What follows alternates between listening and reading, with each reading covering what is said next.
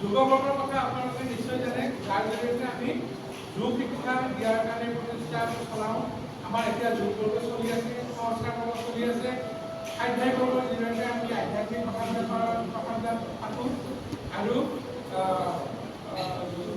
কেন্দ্ৰবৰ্গত আমি এই যিখিনি কথা কৈছোঁ গোটেই কেন্দ্ৰবৰ্গই এই গোটেই কথাবিলাক পৰিচালনা কৰে আৰু কেন্দ্ৰত হয়।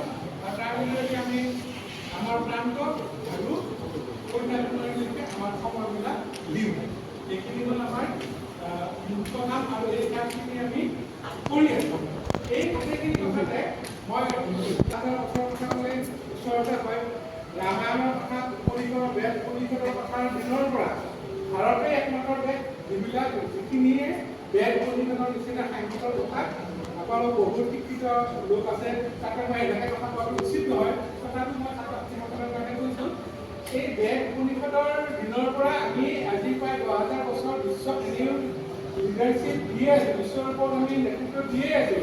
কিন্তু আমি সেই কথাবিলাক স্বামীজীৰ কথা কৈ আছোঁ। স্বামীজীয়ে কৈছে আমি সেই কথাবিলাক পাহৰি পশ্চিমীয়া কথাবিলাককে আমি বেছি গুৰুত্ব দিবলৈ বিচাৰিছোঁ আৰু পশ্চিমৰ ফালে আমি বেছি ঢাল খাই গ'লোঁ।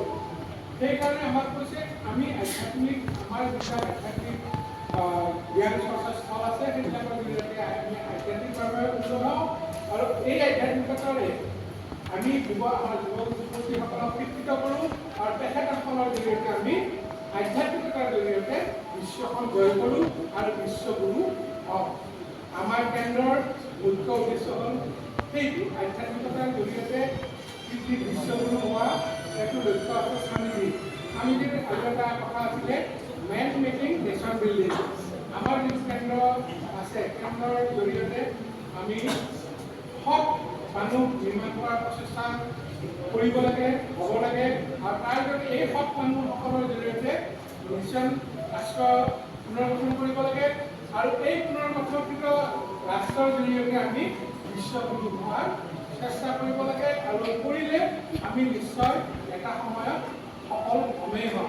আৰু আপোনালোকে দেখিছে আমি লাহে লাহে বিশ্বৰ বিভিন্ন ঠাইত যুদ্ধ বিগ্ৰহৰ একো কম নাই। অতি সাম্প্ৰতিক কালত অসম ভাৰতৰ বিশ্বতো বহুত বেছি কিন্তু বিশ্বৰ বহিৰাষ্ট্ৰৰ তুলনাত আমি বহুত শান্তি থকা যেন অকণমান হ'লেও যদি আমি প্ৰত্যেকেই বিশ্বৰ বাকী ৰাষ্ট্ৰৰ কথা চিন্তা কৰোঁ, আমেৰিকাই হওক, ৰাছিয়াই হওক বা ইউৰোপীয়ান কাণ্ট্ৰিয়ে হওক, সেইবিলাকৰ কথা লগত যদি আমি তুলনা কৰোঁ, আজি ইউক্ৰেইনৰ যুদ্ধ হৈছে বা যুদ্ধ হৈছে, কোন গৈছে?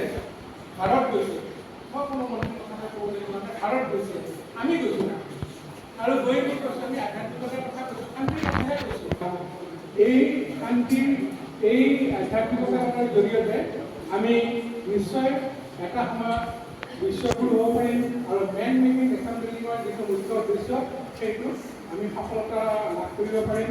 স্বামীজীয়ে যিহেতু আমাৰ যুৱক যুৱতীসকলক তোমালোককহে কৰি গৈছে দেই, আমাৰ নিচিনাবিলাকক কৈ যোৱা নাই। স্বামীজীয়ে কৈছে যুৱক যুৱতীসকল যদি আগবাঢ়ি আহি যদি দেশৰ কাৰণে দেশক ভাল পাবৰ কাৰণে চেষ্টা কৰে, দেশক ভাল পায়, দেশৰ হকে কাম কৰে, তেতিয়াহ'লে স্বামীজীৰ যিটো উদ্দেশ্য লক্ষ্য আছিল সেইবিলাক পূৰণ হ'ব আৰু তেতিয়াহে আমি আমাৰ লক্ষ্যত উপনীত হ'ব পাৰিম। জয় হিন্দ। মই বিশেষ কথা ক'বলৈ বহুত দীঘলীয়া আৰু